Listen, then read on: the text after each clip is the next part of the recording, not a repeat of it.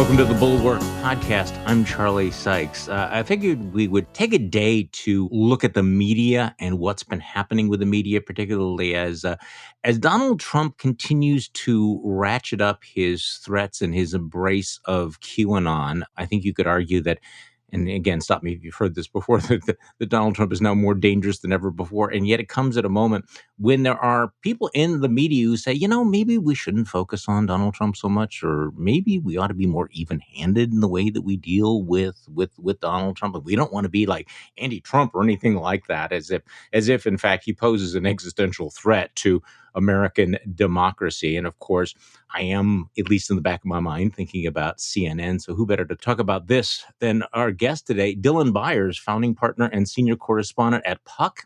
He covers the business of media, technology, and entertainment, previously worked at NBC News, CNN, and Politico. So Dylan, welcome to the podcast. Thank you so much for having me, Charlie. It's an honor to be here.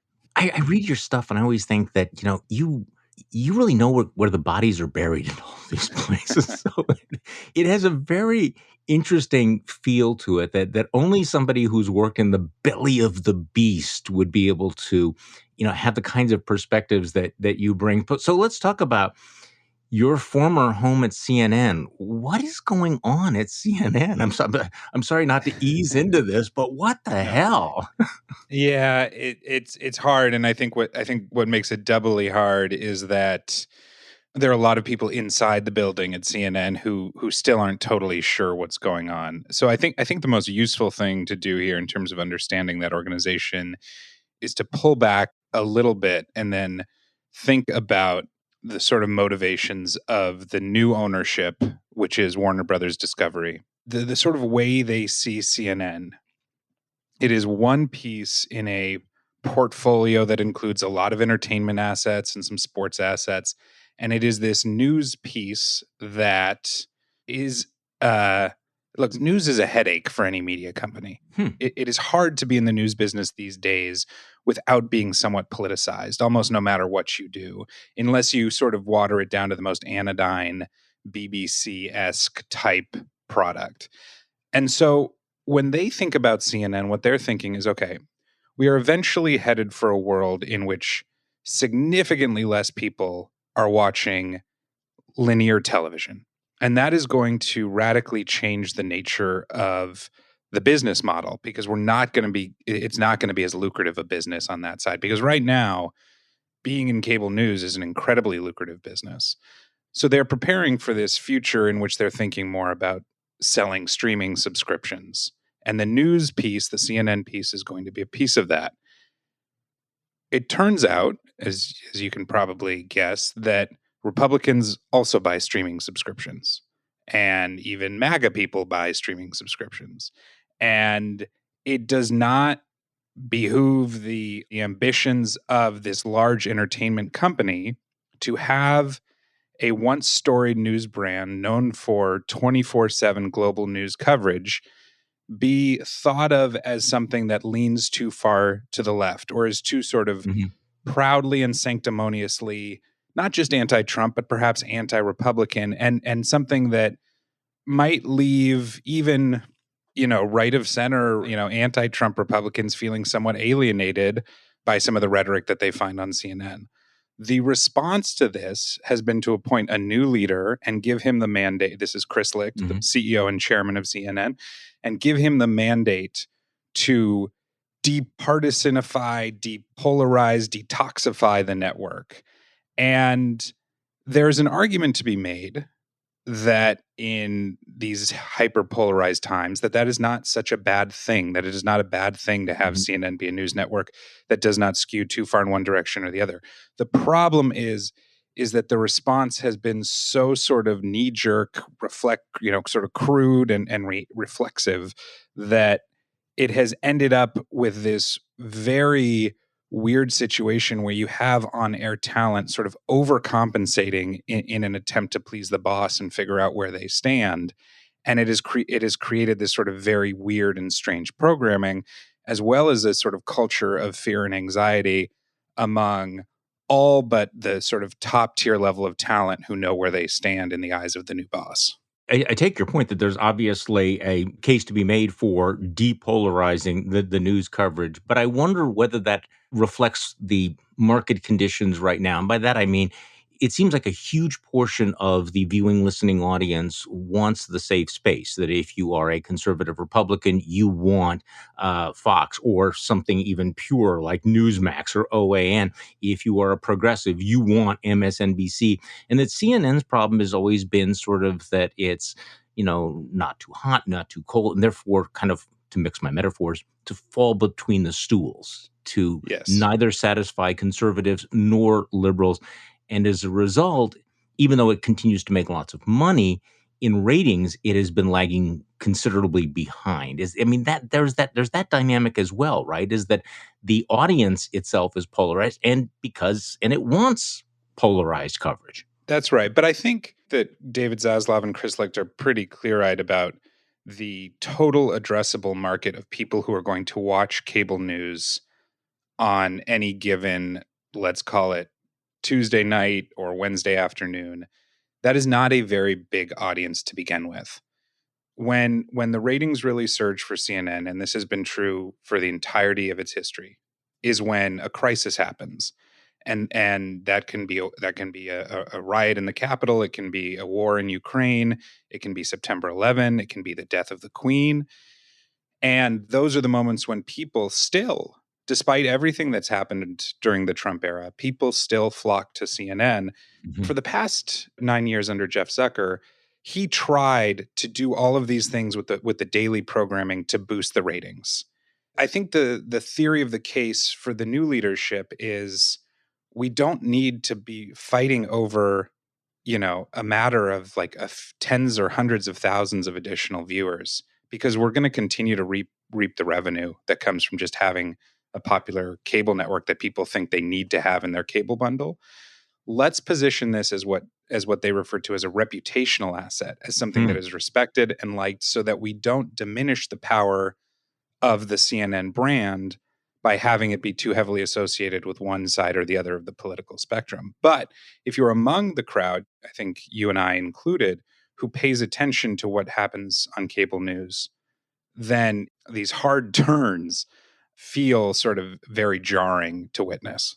Okay, so I want to work up to the firing of Brian Stelter and John Harwood and what's going on with the morning show. But let's go back to the beginning, by which I mean back in February. You were the guy that broke the story that Chris Licht had been tapped as the new boss of CNN, replacing Jeff Zucker. So going back to the firing of Jeff Zucker, I'm not going to claim that I am an expert or an insider in any way on all of this, but it clearly stunned the CNN newsroom. So give me your take in retrospect. Jeff Zucker was fired for having a relationship with a subordinate. It felt disproportionate at the time. Was something else going on there? What actually happened there? I think it is tempting to see some larger conspiracy there in terms of the desire. You've got a company here in CNN that's in the middle of a merger. There's new ownership coming in. The new ownership has priorities. And I think it is therefore tempting to see his ouster as being the result of some sort of behind the scenes plot to Hmm. get him out of there. I don't really buy into that logic. I think actually what happened, first of all, I think that ended up being extremely messy for CNN and for everybody involved. And I actually think it would have really helped the new leadership to have had Jeff Zucker stick around for 6 months or a year and actually show them the ropes of what it took to run a global 24/7 news network. I think what happened was a little bit what meets the eye, what's happening on the surface, which is that Jeff Zucker did not have a great relationship with the guy who was running Warner Media at the time ahead of the merger, Jason Kylar. There was not a lot of love between those two men. And during the course of the investigation into Chris Cuomo, which is a whole nother Hmm. matter, but I don't even know if we want to go that far back. But Speaking of messy, yeah, yeah, I think your listeners will remember there was an investigation in Chris Cuomo. It was that seems so unearthed. long ago. I know, right? It was unearthed Yeah. that Jeff Zucker was in a relationship with his number two, Allison Gollist, who Mhm. was his, to call her the sort of his deputy, and I mean, she was everything in the professional sense. She was in the room at every meeting. She went on every trip. She knew everything he knew. And that relationship is something that went back decades, back to their days together when Jeff Zucker was running NBC. She went to work for Governor Cuomo for like a hot minute and then came back to work with him, with Jeff Zucker at CNN. This relationship was known to anybody who was, I would say, within like 3 rungs of their orbit. I mean, I was like the lowly media reporter at CNN, and hardly someone who could have been thought in like the top 50, top 100 talents at the network. I knew about that relationship. Now, people would disagree with it. It's like, well, it's not. Is it romantic? Is it not romantic? Who knows? It doesn't really matter. I mean, in a weird way, what's so weird about that whole thing is that it was like the fact that they had to like seal it with a kiss to make it somehow therefore be grounds for termination, because emotionally and psychologically they were already involved. Now, I think that the fact that they admitted this during the course of investigation gave Jason Kylar, who didn't like Jeff Zucker anyway, license to get rid of him. And people who know Jason Kylar out in California will tell you that he is a very mission-driven person who is steadfast in doing what he believes is right, even when it is really uh, puts him at a disadvantage, or might even put the company he's working for at a disadvantage. And so he goes ahead and charges ahead and does this, and then you're left with the entire CNN newsroom and all this CNN talent being like, this is disproportional. Why did you do this? And that's a little weird too, because here you have journalists sort of defending the guy who clearly broke the rules. So that's a whole nother sort of ethical dilemma there. But anyway, it was ugly, it was strange, and it did a lot of damage to CNN, and it lasted for a very long time. But I think the worst remnant of that was that it basically created a world where the new ownership took over, the new leadership came in, and they didn't have an experienced hand there to sort of guide them and tell them how this thing works. There's a vacuum. There's a vacuum. And so the greatest detriment, I think, in Jeff Zucker's ouster has actually been to Chris Licht, because here is a guy whose only experience is being the executive producer of 2 morning shows and a late night show. He does not know what it takes to run an organization of 4,500 people, let alone one that has bureaus all over the world, has a very strong digital business in addition to its linear television business. And he's sort of going that alone, and he's in way above his head. And so I think there was a lot set in motion by what happened back in February that we're seeing play out now. Okay, so let's talk about John Malone, who is this conservative billionaire investor, and he sits on the board of directors. And in an interview last November, you've written about this, Malone told CNBC that he'd like to see CNN evolve and suggested Fox News as a model. And this is a guy who made a chunk of his fortune in the pay TV business, longstanding ties with Zaslav.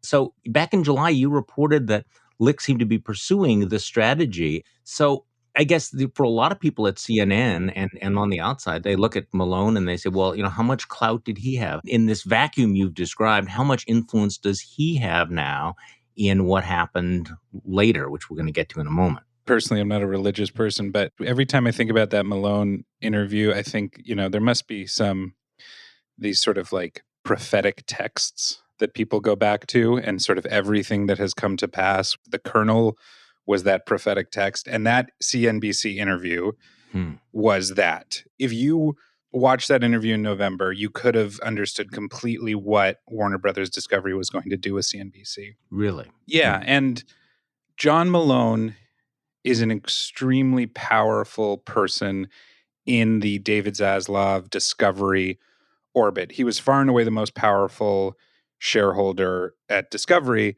Once the merger happened, he became one among 13 people on the board with equal voting power. But that understates the sort of influence he has as a mentor to David Zaslav.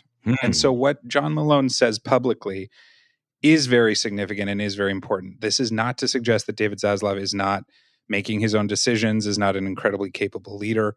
all of that is true. There's nothing conspiratorial here. It just so happens that his mentor is there, sort of looming over everything, and that is very real. And John Malone, the way that he described CNN in that interview, which he characterized as being this sort of like the journalism was gone, it was all opinion, it was all biased and anti-Trump and anti-Republican, is the perfect example of how you would view CNN if you only saw CNN through watching Tucker Carlson and Sean Hannity. Now, Interesting. remember when I said that David Zaslav and Warner Brothers Discovery want CNN to be a reputational asset? They want it to be part of the strong reputation of their company. Unfortunately, you don't always get to determine your reputation. Oftentimes, your critics do that for you. And when you've got a powerful network like Fox News, which is not the most watched news network, but the most watched cable channel on television, period, it is very hard to overcome the perception. And certainly CNN didn't do itself any favors when Jeff Zucker encouraged certain anchors like Brian Stelter, like John Harwood, like Don Lemon, like Breonna Keeler, to go out and really rail against everything that Trump was doing and everything that his enablers in Congress and at Fox News were doing. And so even though Malone was sort of unfair in how he characterized CNN, he wasn't wrong that CNN had sort of gained that reputation over time. And Chris Licht's job and David Zaslav's job was to come in and effectively clean that up. Now, today at CNN, there are a lot of people who sort of fret and whisper about the all-powerful, invisible hand of John Malone, which is a sort of conspiratorial way of thinking. What I would say is there's no conspiracy. It's not invisible. It's all out there. It was in the interview in November. Yeah, it's a big signal. It's a big signal. Yeah. So it's not, don't look at it as a conspiracy. They're being quite public about it. This brings us up to early August. You were reporting that Chris Licht was making trips to Capitol Hill where he was, ice-breaking, get-to-know-you players, that he was meeting with Republicans like Mitch McConnell, Kevin McCarthy, John Thune, assuring them that the new CNN would be much more fair to Republicans. By August 18th, though, Brian Stelter is gone. So, I mean, it's hard not to connect these dots. I mean, it's hard not to see this as a pattern. So Brian Stelter, for people who are not locked on to CNN, had a long running Sunday show, critiquing the media that was quite critical of what Donald Trump was doing. And so, just tell me about what happened with Stelter and why was Stelter the first on the chopping block? Yeah, well, from what I know, as I understand it, Stelter was probably doomed from the day that Chris Licht took over. And I think that, again, when you go back to the reputation, you have people that there should be a shorthand. Maybe I'll talk to my editor and we'll come up with a shorthand for it. But there should be a shorthand for the people at CNN under Jeff Zucker who were really encouraged and emboldened to go after, again, Trump, his enablers, Fox News, and all of that. In Brian Stelter, you have someone who really, really, took that on full bore and even wrote a book about the tight-knit relationship between Trump and Fox News. That was an incredibly critical book. Now, he's not wrong. His reporting was right. Trump and Fox News were incredibly close. We've seen that in myriad ways. All of that has been borne out by countless, emails and phone conversations, especially around January 6th.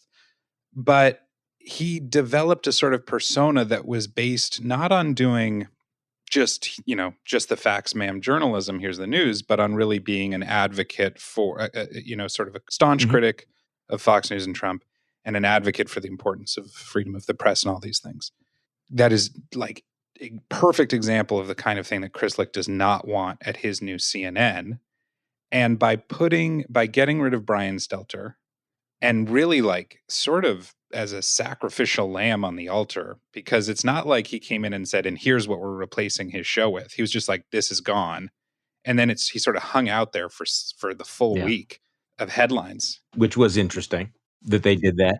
Yes, which is a way of saying we are serious about this commitment, about changing the tone and the tenor of CNN. And so Brian Stelter was a perfect example of that. John Harwood was another one. John Harwood was someone who often went out there and sort of warned about the dangers of what Trump was doing, more of that, less of the sort of reporting that some of his colleagues on the White House beat were doing. So you wrote after, Stelter's firing that Stelter's departure is both totally unsurprising and yet completely and utterly stunning. So you've kind of explained why it wasn't surprising. Why was it completely and utterly stunning? Brian, he started a blog and he was just writing about what he was seeing on broadcast and cable news. And then he got hired by the New York Times and became this sort of larger than life. If you're in the media industry, he became this sort of larger than life star. And then he got hired by CNN, and then he got turned into sort of one of Jeff Zucker's stars. Like not a primetime marquee talent, but a marquee talent nevertheless. And it And he had is 3 years left stunning. on his contract. And he had 3 years left on his contract, which he will be paid out for in its entirety, which, by the way, again, it's not like this isn't a cost-saving measure to get rid of Brian Stelter, nor Harwood. Harwood had 2 years left on his contract. Mm. It's unsurprising because if you know what Chris Licht is trying to do, Brian Stelter is obviously the first person to go. It's stunning because it is just a clear mark of a change in the sort of there was a sort of era that Brian lived during, which was this sort of rise from kid blogger to New York Times media columnist to CNN on-air TV personality. And that era sort of came crashing down. And so I think if you're somebody who follows the media, as we do very closely at Puck, it feels stunning in that regard. And I also think it definitely was finally the moment at which all of the whispers about what Chris Licht and David Zaslav and John Malone were doing at CNN, it was like, okay, now we know. Now the John Malone thing from November is coming true, and it's undeniable. And obviously they didn't change their minds after the blowback to that. So then you had John Harwood, as you point out, whose last day was the Friday going into Labor Day weekend, and then there's speculation about Breonna Keeler's tenure. You wrote about this tense exchange between Breonna Keeler and Republican Congressman Mike Turner over the search at Mar-a-Lago. And as you pointed out, under Jeff Zucker, that would have been just another example of CNN sticking it to Trump world. It would have been, one of the highlights.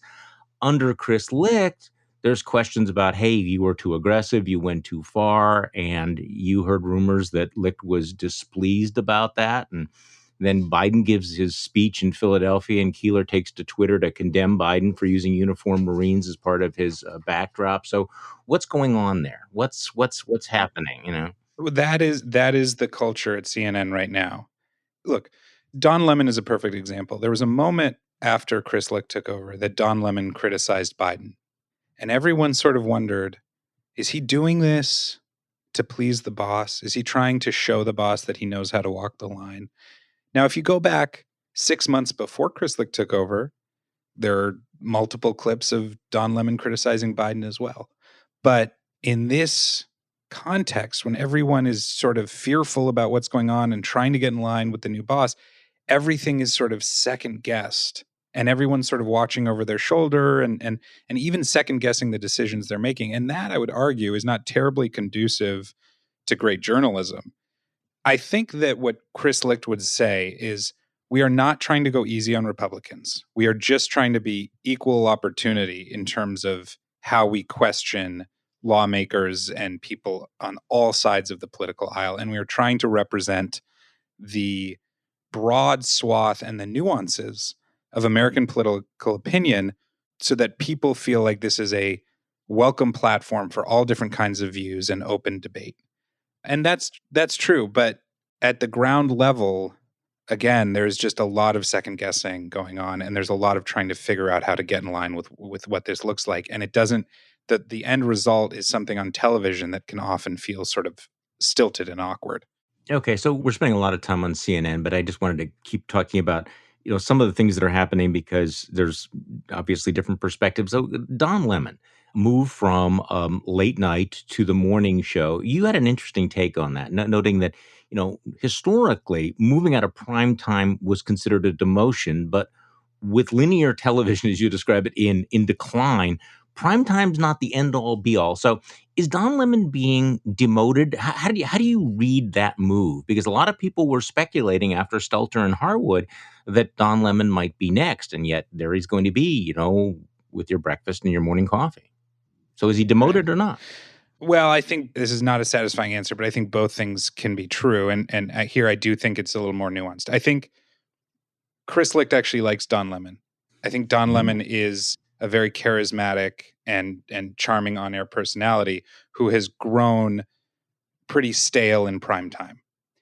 And primetime is a place that can be very seriously political and opinionated, and is a place where Don Lemon, especially if he gets tired of just reading the teleprompter over and over, is going to feel incentivized to sort of like speak out with an opinion on something that happened involving Republicans or immigration policy or who knows what. If you want to really play to Don Lemon's strengths, I think this is what Chris Licht is thinking. Move him to the mornings where he is allowed to show a little bit more of his personality. And by the way, it's a softer morning programming is softer. And he will be able to be a little more friendly and show that side of his personality. And he will be out of that sort of prime time lineup that is heavily scrutinized. Hmm. And is that a demotion? Sort of. The West Coast isn't even going to see that show. So are fewer people going to see him? Yeah. And so in that regard, arguably it's a demotion. Is it a promotion in terms of the fact that it allows Don Lemon to do something he's long wanted to do, which is, again, show that side of his personality and mix things up a little bit? I would say in that regard, it's a promotion. Certainly, I think he's getting paid more. I think he's getting a longer deal. Mm. Net win for everybody. And it has other effects too. You talked about Breonna Keeler, whether or not she was on or off. She is going to be kicked off the morning show. I think it's highly unlikely she's going to move to prime time. And in the world of cable news, if you're not in prime time or you're not in the mornings, you're just sort of lost in the nether regions of daytime, which is really just sort of, on mute in the offices of K Street and newsrooms around Washington and New York. And the other thing it does is it clears the primetime slate, because now 9 p.m. is open from Chris Cuomo, 10 p.m. is open for Don Lemon, and it gives Chris Licht a chance to completely reimagine what primetime will be. So it is actually, given the cards in his hand, I think an incredibly savvy move by Chris Licht to do this. And you simultaneously get to keep Don Lemon at the network, do something with him that makes him a little less of a obstacle in your mission of sort of make CNN straight again, as I like to say. And I think it's a win for everyone with the exception of Breonna Keeler. Okay, so let's talk about Fox News. And I mentioned this to you right before we started the podcast this morning. New story out about Brett Baer over at Fox. This is something that's been reported in the new book by Peter Baker and Susan Glasser, which is out. I think is officially out next week. The story is that after Fox News called Arizona for Biden, Brett Baer emailed network president Jay Wallace that the Trump campaign is really pissed. This situation is getting uncomfortable, really uncomfortable. I keep having to defend this on air. And the authors write in the book that journalists on the decision desk thought there was no serious question about Arizona, but Brett Baer, in his email, accused them of holding on for pride. As we know, Chris Stirewalt was later fired, who's heading the desk. It's hurting us, Baer wrote, according to the book. The sooner we pull it, even if it gives us major egg, and we put it back in his column, Trump's column, the better we are, in my opinion. The authors called the statement stunning, given that Arizona was never in the Trump column, even if his margin of defeat in the state narrowed just after the election. The leading news anchor for Fox News was pushing not just to say that Arizona was too close to call, but to pretend that the president had won it, they wrote. So give me your take on this, because Brett Baer is, you generally put him in a different category than, say, the Tucker Carlsons or the Sean Hannitys of the world. But this is not a good look for Brett Baer, is it? No, it's not. And like you said, you brought it up just before the show, but No. Peter Baker and Susan Glasser is a powerful reporting duo. I trust their reporting. Look, before Chris Wallace left Fox News, there was this whole thing where you'd be like, well, Fox News is really gone. I mean, it's not even a news network anymore. It's an arm of Trump's White House. And people would say, no, come on, we got Chris Wallace. Be like, okay. And then Chris Wallace left, and everybody be like, no, we got Brett Baer. Brett Baer is our guy. He's good. I like Brett. Brett's a really nice guy. As you know, he's a fixture in the sort of Washington circuit. But come on, what is that? What is that? I think that one thing I've learned about reporting on the media for more than 10 years is that news is a business, and there are decisions that get made that do not always align with, I think, the layman's notion of this sort of, strong, upstanding fourth estate that does everything by the book. That said, your North Star, especially on election night when it's just a scoreboard and there are numbers that tell you who's winning and who's losing, you don't do that. And I also don't understand, and this is something I really don't understand about the folks at Fox News. Why are you putting all of this in writing Okay, too? that was my next question is you put it in writing and then how did this get leaked? I mean, where did this come from? I Right. I don't think it's breaking news that sometimes these newsrooms are kind of sieves, but that's a pretty Yes. embarrassing leak, and it had to come from within Fox News, right? I mean, somebody dropped a dime on Brett Baer. Yeah, I mean, I don't know. I don't know, and Yeah, I don't the sort of motivations of like disaffected Fox folk and disaffected Trump folk. I mean, I don't. But it's like you are the last person at Fox News right now who could yeah, right. ostensibly get a job at another network. Right? You're the last person who has a shred of credibility.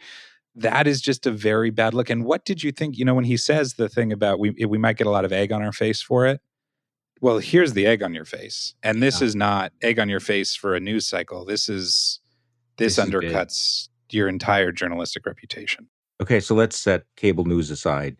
This is a very interesting moment for other publications, niche publications out there. Talk to me about what's going on with Politico, Axios, Semaphore, and your own outlet, Puck. Yeah. This seems to be a growth era for new publications, each trying to find a different identity. And there's a lot of, I mean, there appears to be a lot of money here as well. I mean, Politico just sold to a German company. Axios has been, tremendously successful. Semaphore, which I'm guessing most people haven't heard of, is about to launch. I mean, just first of all, what is Semaphore and where are we at there? Semaphore is the brainchild of two men of great notoriety in the media industry. One is Justin Smith, who was the head of Bloomberg Media for a long time, and in his experience running that global media organization, has amassed a very impressive Rolodex globally of sort of movers and shakers who he knows at the sort of the highest 1% level.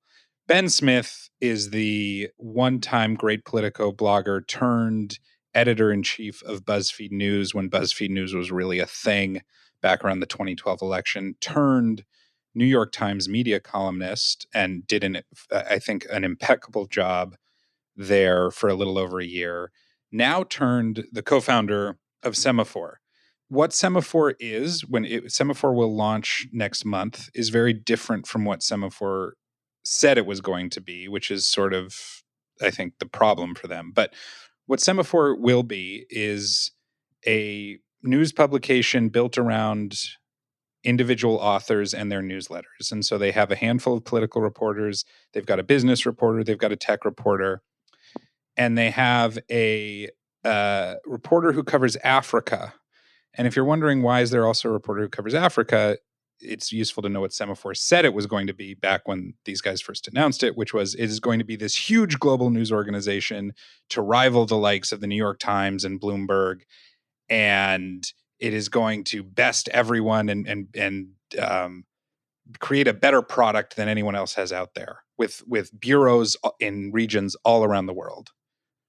Obviously, Hmm. that's not where they're launching. That is sort of the problem for Semaphore is in this day and age, whether it is Semaphore, Puck, Axios, Politico, if you are going to launch a new news site and have it be successful, you have to do something that absolutely nobody else is doing. And I don't think it was ever clear when Semaphore launched that they knew exactly what, or when they announced this new company, that they knew exactly what the difference maker was going to be for them. And so now they're going to market with a product that, God bless them, I hope it succeeds, but has yet to show how it can be any different than any other news organization that's out there. So this is the key, isn't it? Unique content, differentiated content, that you're offering something in a crowded media environment that is unique, which is becoming increasingly difficult. So if you don't Yes. mind, talk to me a little bit about Puck. You're a founding partner. And I think I've told you I am a reader, I am a subscriber. I'm intrigued by what you are doing, all of the different voices. But tell me how you have conceptualized this idea of unique, differentiated content. Yeah, well, look, I would say that Puck was sort of we have an incredible leadership team, and but Puck was sort of the brainchild of our founding editor John Kelly, and we I would say launched in a very different way, which was we launched pretty quietly. We didn't make any big grand statements about what this was going to be, but there were a few theories. One is that journalists should be at the center, right? So journalists who know their beats or know their coverage areas should be at the center of the publication. They should have equity in the company, and people will come to them not for to read the same version of a story that 16 other journalists are writing, but for their own unique, well-informed, well-sourced take on their own areas of expertise. We have Matt Bellany, who is an ace reporter in Hollywood, who used to run the Hollywood Reporter. We have Julia Yaffe, who does phenomenal work on Russia and as well as on Washington, D.C. That is, I think she has really owned during the Ukraine war. She really owned that area. We've got, Teddy Schleifer, who covers the money connection between Silicon Valley and Washington. And I think now we're somewhere like 10 or 12 reporters, and make it worth their while, write in a style that is fun to read, and give them the actual story about what's going on. The greatest part about journalism is that you've got journalists who file their copy and send it off to be published, and then go to the bar and talk about what actually happened, the thing that they couldn't put in the article, right? Mhm. The whole premise behind Puck, one of our taglines is Puck begins where the news ends. We want to invite you into that conversation. And we want to invite you into that conversation by being honest and forthcoming and breaking the fourth wall when we write. We have podcasts where we just talk about what it is we actually know. And we have if you pay a little bit more, we've got these inner circle calls and events where you can actually come and we'll lay out everything we got in our notebook. There is no reason that the people who read the news should not be privy to the conversations that journalists and sources are having among themselves. That is the premise of Puck. So I was intrigued by your interview last week with Jim Van de Heye, who's the co-founder of both Politico and Axios, and of course a fellow cheesehead from Oshkosh, Yes. Wisconsin. And your piece reminded me about how successful these operations have been. I mean, over the summer, Politico was sold to Axel Springer for $1 billion. And Axios, which apparently had also been courted by Axel, was sold to Cox Enterprises for $525 million. And so Yeah. obviously, Van de Heye has kind of figured out how to start these things. And you asked him sort of the question, what is the winning formula for success in digital media, the do's and don'ts? And I thought this was very interesting. His answers, he said there's no magical formula. This shit is hard, requires smarts, timing, lots and lots of luck. He said, here are a few do's. Do realize you will fail if you do not have a firm, realistic plan for how to generate revenue immediately. Two, do realize that you need to nail editorial and revenue and technology and marketing and get all four to work, together. And do realize superstar talent is hard to find. Cherish and spoil the best ones. And do realize that culture is the secret sauce and very, very hard to perfect. And the don'ts: don't assume that money can solve your problems. Don't assume a little buzz means much. Don't conflate Twitter applause with actual success. Don't conflate establishment criticism with failure. And don't try to do a slightly better version of something that already exists. Solve a new problem, way bigger upside. Do you agree with that? I mean, this does seem like what he's brought to Politico and Axios, and what seems to characterize a lot of the successful news startups. Yeah, I agree with. I think that's a really powerful list, and I think figuring out what the what are those differentiators? What are the how do you get to a place where you know exactly what revenue is going to look like before you launch? I mean, these are all really hard things, but it's a really useful guide, and I think also a useful guide here is looking at what Jim has done, and if you look at Politico and Axios, I think it fits the bill for doing all of the right things and not doing any of the wrong things. And one of the reasons I wanted to do that interview with Jim is I feel like he's an underappreciated person in the media landscape, because if you really think about it, Politico entirely changed the velocity and the tone and the tenor of journalism, with the end result that a lot of Politico's greatest stars ended up becoming a part of establishment media, going to places like the New York Times and the Washington Post and CNN. And then with Axios and this smart brevity model, he has sort of highlighted the need to meet readers where they are on their busy schedules and give them the most, just the nuts and bolts of what they need to know. Now, what we're doing at Puck is very different. We're not smart brevity. We try and be, we're long form most of the time. And we are trying to invite you in to tell you a story and give you all of the nuances and all of the detail. And I think that's really worked well for us. But there's no question that the two things that Jim and his colleagues did at both of those publications, they weren't just successful in their own right. I think they had profound effects on the media landscape generally. No, I think that's true, and I think that this is where you have this content differentiation. You tell stories; they give smart brevity, things that you need to know at the top of the day, and of course, Politico really has changed the entire tenor of political coverage. What are you looking at in terms of any changes in Politico because of the new ownership? There was some speculation that the new owners might have a different political ideological agenda. Is this something you're keeping an eye on? Yeah, definitely keeping an eye on it. I think that Politico, look, I think even John Harris, who is Jim Van de Heye's co-founder of Politico, has written about, when they launched Politico, they talked about the need to disrupt the media establishment and be scrappy and fast and everything. And John Harris has written more recently about the need to make powerful institutions, and that Politico needs to be a powerful institution, because to go up against the forces of government and of big business, you actually need your media organization to be a powerful institution. I think that is what is going to happen to Politico. I think that it won't be the buzzy, scrappy, sometimes controversial outlet that we remember from 2007 and 8, 9 and 10. It will be an institution. I think ideally one that believes it can rival the Washington Post, the New York Times. And at worst, I think it sort of just becomes sort of like a fixture that sort of tells you what you need to know every day, but isn't terribly remarkable. And I think at best, it will continue to publish groundbreaking scoops like the one that they had about the Supreme Court ruling, which is probably the biggest scoop in their history. And in my view, Washington is better for it. Dylan Byers, thank you so much for coming on the podcast. I appreciate it very much. I really appreciate you having me. Thank you so much. Dylan is founding partner, senior correspondent at Puck, where he covers the business of media, technology, and entertainment, and previously worked at NBC News, CNN, and Politico. And thank you all for listening to today's Bulwark podcast. I'm Charlie Sykes. We'll be back tomorrow, and we will do this all over again.